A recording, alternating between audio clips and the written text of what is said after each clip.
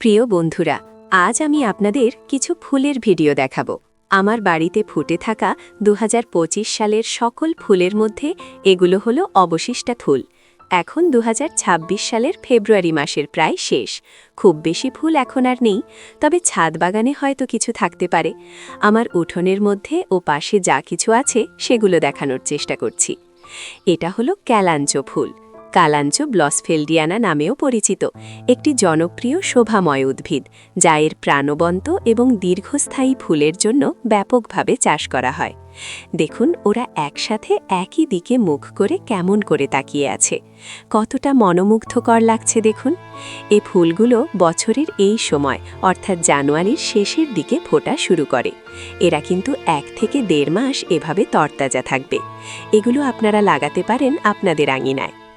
এটা হলো চন্দ্রমল্লিকার হলুদ একটা প্রজাতি। অসংখ্য ফুল এ গাছে ফোটে এবং গাছগুলো কিন্তু বেশি বড় হয় না। গাছগুলো যথেষ্ট শক্ত ও ঝাড়ালো হয়। অজস্র চন্দ্রমল্লিকা ছিল, কিন্তু সেই কবে সব শেষ হয়ে গেছে। তবুও এখন ফেব্রুয়ারি মাসের প্রায় শেষ। দেখুন বন্ধুরা, এখনও ফুল ফুটছে এবং গাছ ভর্তি ফুল ফুটে আছে। এগুলো হচ্ছে ল্যান্টানা, একটি বহুবর্ষজীবী ঝোপালো এবং রঙিন ফুল গাছ, যা মূলত গ্রীষ্মমণ্ডলীয় অঞ্চলের। এই গাছটি হলুদ, কমলা, লাল, বেগুনি ও সাদা রঙের ছোট ছোট গুচ্ছাকারে ফুল দেয়, যা প্রায়শই রং পরিবর্তন করে। এটি প্রচুর রোদ ও কম যত্নে, এমনকি খরা পরিস্থিতিতেও ভালো জন্মে। আপনারা এটি আপনাদের বাড়ির আঙিনায় বা টবে লাগাতে পারেন।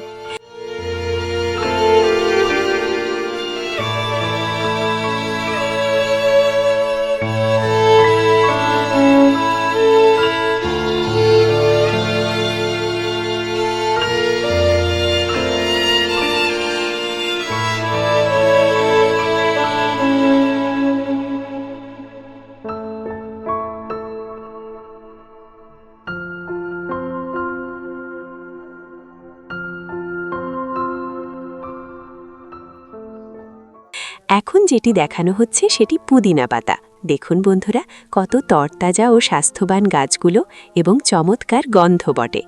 পাশে স্পাইডার রাখা আছে, যেটা 12 মাস বেঁচে থাকে এবং ছায়াতেও হয়।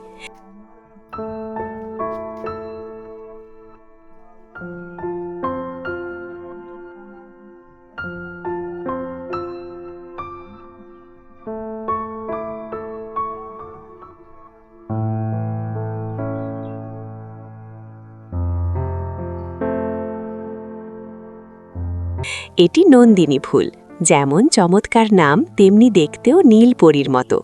অনেক বেশি ফুল ফুটে এবং টবে আপনারা লাগাতে পারেন। প্রায় 12 মাস ফুটে থাকে। অসময়ে গাঁদা ফুটে আছে। আরও কিছু গাছ আছে, সেগুলোতে কড়ি এসেছে। যদিও এখন কিন্তু গাঁদা ফুল কোথাও তেমন একটা নেই। প্রিয় বন্ধুরা, এতক্ষণ 2025 বর্ষের শেষ পর্যায়ের কতগুলো ফুল আপনাদের দেখালাম। আশা করি আপনাদের ভালো লেগেছে।